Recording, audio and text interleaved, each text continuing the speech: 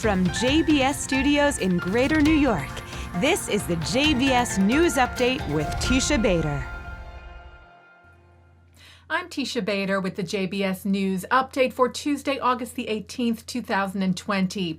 The head of Israel's intelligence agency, the Mossad, met today in the United Arab Emirates with its national security advisor. The official Emirati state news said Yossi Cohen met with Tahnoun Ben Zayed about working together to fight the coronavirus and other areas of potential cooperation between Israel and the UAE. The news agency said His Highness praised the efforts made by Mr. Yossi Cohen, which contributed to the success of the peace treaty between the UAE and Israel.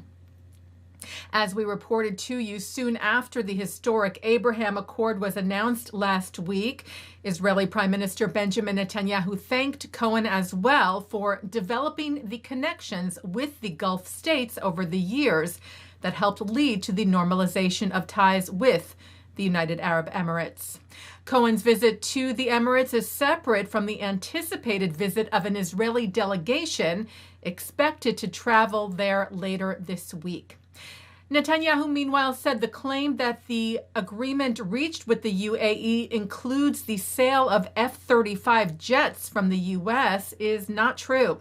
Netanyahu's office released a statement today in response to a report from Yediot Aharonot, saying that from the start, the prime minister objected to the sale of F-35 jets and other advanced weapons to any countries in the Middle East, including Arab countries that make peace with Israel.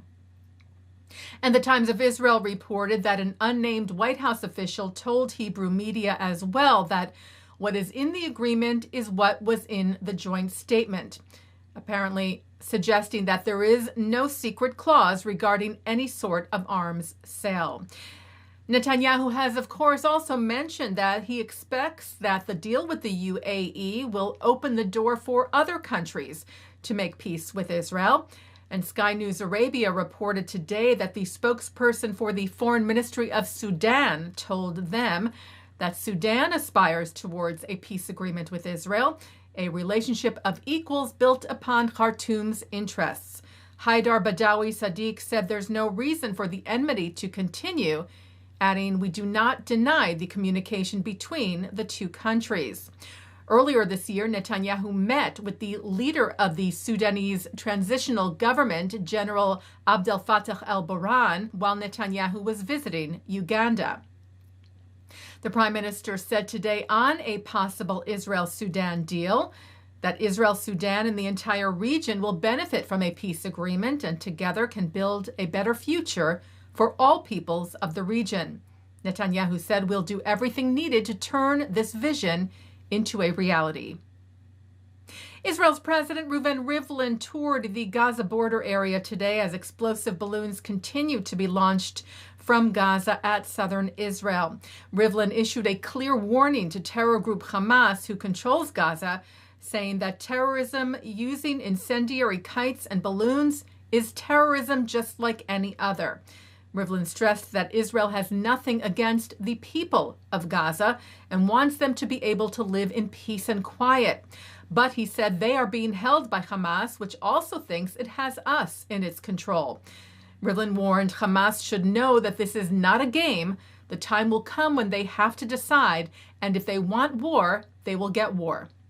A Lebanese paper reported today that Hamas told Egyptian mediators visiting Gaza that it would continue the violence unless it reaches a new understanding with Israel, claiming that certain measures reached in a previous ceasefire agreement have not been implemented, including expanding the fishing zone in Gaza and improving power supply to Gaza.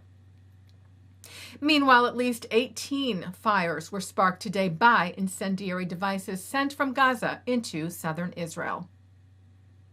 Well, we end today with a moving milestone and tribute in the skies over Germany. For the first time ever, Israel's Air Force yesterday entered German airspace. As we reported to you earlier this month, the Israeli Air Force is in Germany for 2 weeks of exercises, the highlight of which a historic flyover of remembrance. Today, Israeli Air Force jets, together with the Luftwaffe, the German Air Force jets, flew above Dachau in a special ceremony to pay tribute to the more than 40,000 Jews murdered by the Nazis in the concentration camp during the Holocaust. And then over an airfield in Munich to honor the 11 Israeli athletes and coaches murdered there during the 1972 Olympic Games. The IDF shared video of Luftwaffe Chief Ingo Gerhardt's welcoming Israeli Major General Amikam Norkin yesterday. On behalf of the German Air Force, it is an honor for me to welcome the Israeli Air Force entering German airspace for the first time in history. My Israeli friends, General Norkin, Amikam, now our Blue Wings fly side by side. Well, my friend, I'm proud to lead our first deployment to Germany. It's a testimony to our strong ties and mutual commitment. Thank you very much. I salute you and to your effort.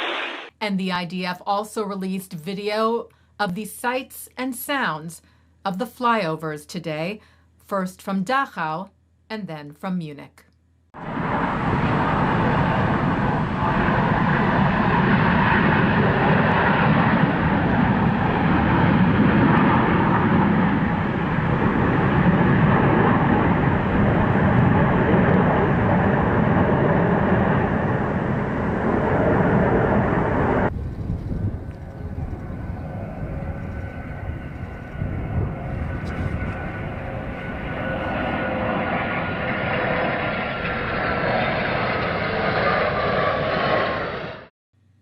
Taking a look now at our programming for tonight on JBS for Tuesday, August the 18th at 7 o'clock. Marion Kaplan discusses her book, Hitler's Jewish Refugees, the story of Jews who found a haven in Portugal.